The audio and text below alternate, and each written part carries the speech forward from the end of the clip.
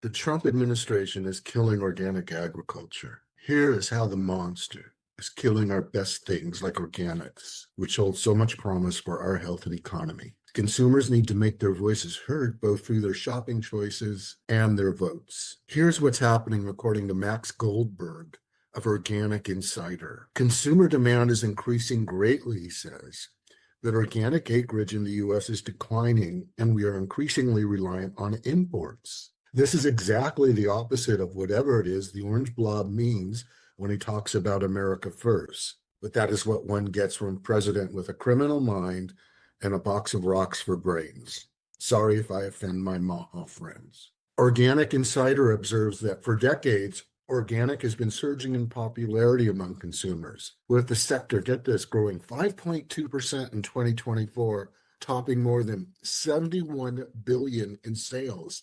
That's health. That's fewer pesticides, smarter kids, healthier reproductive patterns. Yet, the domestic supply of organic is not keeping pace. And we're actually losing acreage. From 2021 to 2023, data shows a decrease in organic acreage for field crops, a significant drop for pasture and rangeland, and little to no change in non-field crops. In aggregate, the decrease was approximately 1.5 million acres. That's a lot of acreage from 2021 to 2023. And the total amount of U.S. organic acreage is now about 7.5 million acres, and it continues to decline. So the USDA under President Joseph Biden initiated a $100 million transition to organic production program, or TOPP. And this was going to address the issue. Goldberg says it has delivered real benefit. The Biden administration had expanded these programs, and they would have gone on if we had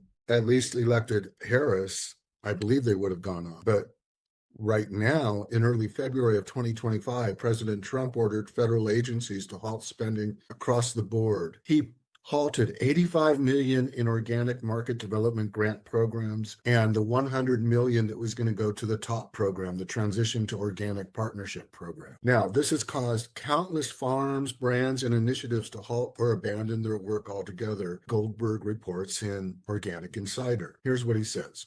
Actually, this is what Jen Rose Silverman, a New Mexico-based organic farming consultant, said in the article.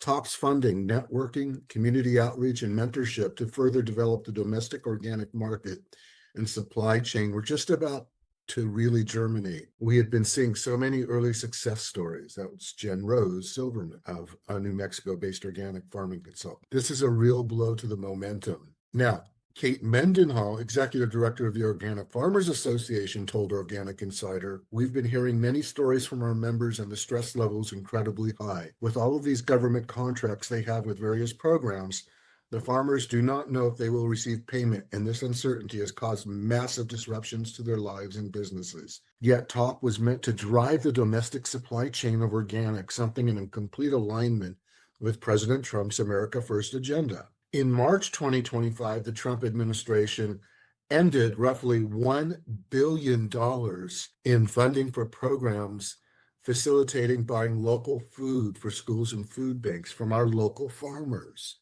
The cuts were targeted at the Local Food for Schools, LFS program, and the Local Food Purchase Assistance Program, LFPA. And they were funded by the Biden plan in 2021. So when you ask me what Biden was doing for organics, he didn't really get the language of MAGA. I didn't totally agree on that. But he was doing important things for organics, much better and much more than what's happening now. Okay? The cancellation of these programs, which amounted to about $1 billion, eliminated funding that over 40 states used to buy fresh fruits, vegetables, and meat from local farmers for school meals. So what can we as consumers do? Because we got to do something.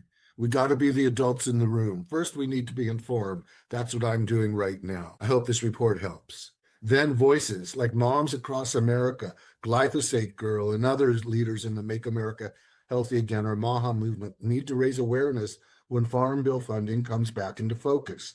We need more emphasis on developing our local organic farms. Why? Because that's part of food security. That's real security. And all of this is an attack on our health, both individually and as a nation. We need a diverse base of food producers for national security. On a personal level, your shopping lifestyle and personal health choices really do matter. Making smart shopping choices is the only way to both stay healthy and improve the health of all people. My new book is Raising Healthy Kids, Protecting Your Children from Hidden Chemical Toxins. You can get it at Amazon.com or use the link in this post. You can also subscribe to my YouTube channel at David Steinman _author. And you can go to my Substack, David William Steinman, and subscribe to my newsletter. I'll talk to you soon. I hope this helps stimulate you to understand we can do a lot. We need to be activists. We need to shop smart. We need to put our money where our mouth is, so to speak. And we need to make our voices heard.